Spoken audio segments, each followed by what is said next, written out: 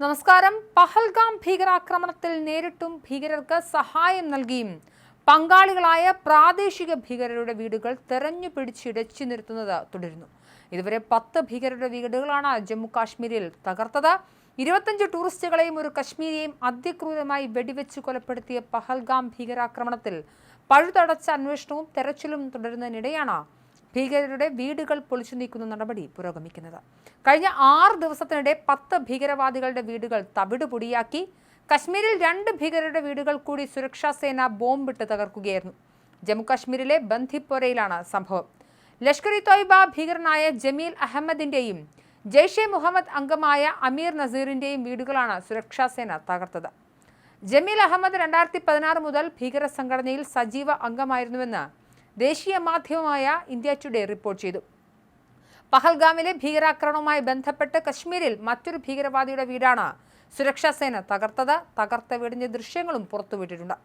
പാകിസ്ഥാൻ ആസ്ഥാനമായി പ്രവർത്തിക്കുന്ന ഭീകര സംഘടനയായ ജെയ്ഷെ മുഹമ്മദുമായി അടുത്ത ബന്ധമുള്ള ഭീകരവാദി അമീർ നസീറിന്റെ ത്രാലിലെ വീടും കഴിഞ്ഞ ദിവസം സുരക്ഷാ സേന ബോംബിട്ട് തകർത്തിരുന്നു. പാകിസ്ഥാനിൽ പരിശീലനം ലഭിച്ച പുൽവാമ സ്വദേശി അഖ്സാൻ ഉൽ ഹഖ് ഷെയ്ഖ്, ഷോപ്പിയാനയിലെ ലഷ്കർ ഇ തോയ്ബ കമാൻഡർ ഷാഹിദ് അഹമ്മദ് കുറ്റായ്, കുൽഗാം സ്വദേശി സാക്കിർ അഹമ്മദ് ഗാനി എന്നിവരുടെ വീടുകളും നേരത്തെ തകർത്തിരുന്നു. കുൽഗാമിൽ നിന്നും ഭീകരരെ സഹായിച്ച 2 പേരെയും അറസ്റ്റ് ചെയ്തു.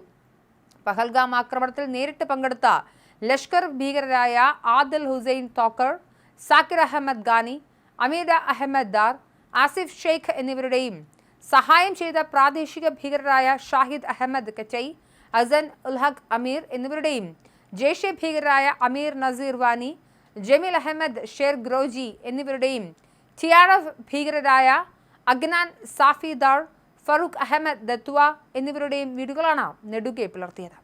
ഭീകരരെ സഹായിക്കുന്നവരുടെ പട്ടിക അന്വേഷണ ഏജൻസികൾ തയ്യാറാക്കിയിട്ടുണ്ട്. കുപ്പാരയിൽ ഭീകരരുടെ ഒളിത്താവളം സൈന്യം കഴിഞ്ഞ ദിവസം തകർത്തിരുന്നു.